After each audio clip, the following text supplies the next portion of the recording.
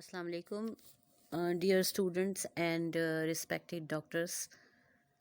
ओफ्राइटिस आज का टॉपिक था और ओफ्राइटिस के ऊपर मैं नहीं बात कर सकी, लेकिन अब बताती हूँ आपको कि ओफ्राइटिस जो है एक्चुअली ओवरीज़ की इन्फ्लामेशन को कहा जाता है। और स्पेशली ये इन्फ्लामेशन जब होती है यानी ओवरीज़ में अगर जब स्वेलिंग आ जाती है तो क्या होता है कि ये ज़रूरी तौर पे किस वजह से होती है, सेल्पिंजाइटिस की वजह से।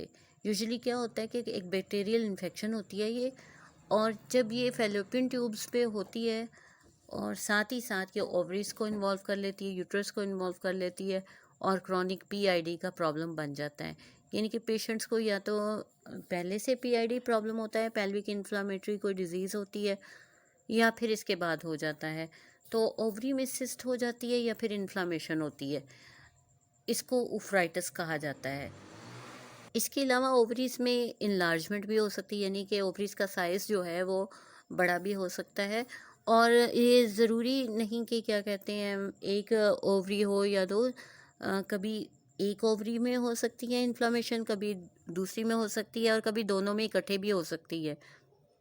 तो बाज़ औक़ात क्या होता है कि ये इन्फ्लेमेशन अगर देर तक रहे फेलोपियन ट्यूब्स की तो वो फेलोपियन ट्यूब्स को डैमेज भी कर देती है, यानी कि इन्फ्लेमेशन होने के बाद उनको डैमेज कर देती है या उनका जो रास्ता है उसको ब्लॉक कर देती है, और इस कंडीशन को हम सल्फिंजो ओफ्राइटिस कहते हैं।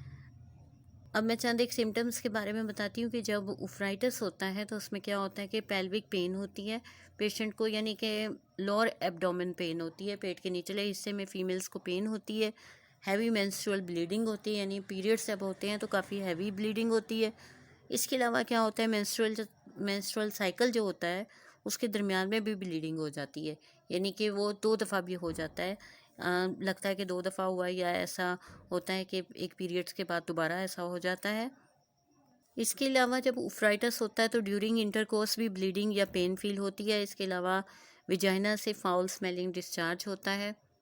और जो सिम्टम्स देखने में आती है उनमें ये होता है कि यूरिनेशन जब होती है, पेशेंट जब यूरिन पास करता है तो उसमें बर्निंग होती है या डिफ़िकल्टी इन यूरिनिंग होती है। ये चीज़ देखने में ज़्यादातर आती है और ये सिम्टम्स अचानक भी हो सकती हैं और ग्रेजुअली भी डेवलप करती हैं।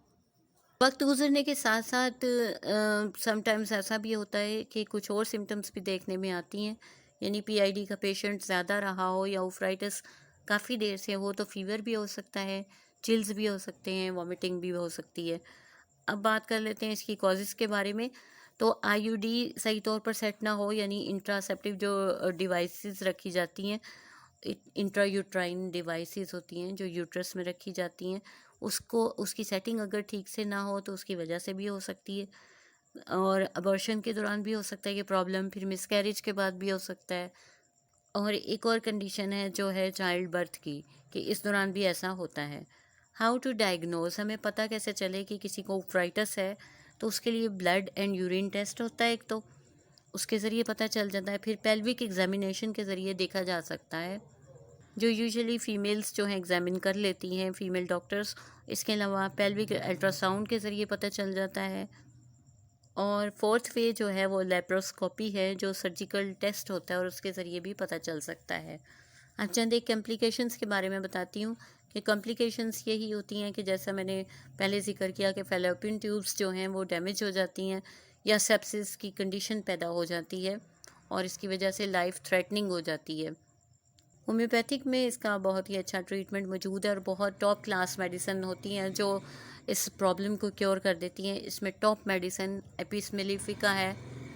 सीपिया बहुत ज़बरदस्त मेडिसिन है जो पेल्विक पेन को मैनेज करने में बहुत ज़बरदस्त है। इसके अलावा पेलिडियम राइट साइड ओवेरियन पेन हो तो उसमें बहुत अच्छा इसका किरदार है। लेक्सस लेफ़्ट साइडेड हो तो उसमें बहुत अच्छा काम करती है। बेल जो है वो दोनों ही साइड्स पे इफ़ेक्ट करती है, राइट साइड पे ज़्यादा करती है, लेकिन ये कि इन्फ्लामेशन को ठीक कर देती है। सबाइना बहुत ज़बरदस्त मेडिसन है। फॉस्फोरस, पल्स, पोडो, थूजा, लिलियम और अजेंटम नाइट्रिकम, एरकंथेरिस, अकॉर्डिंग टू सिम्टम ये सभी बहुत अच्छा काम करती हैं। आज के लिए इतना ही, नेक्स्ट टॉपिक तक के लिए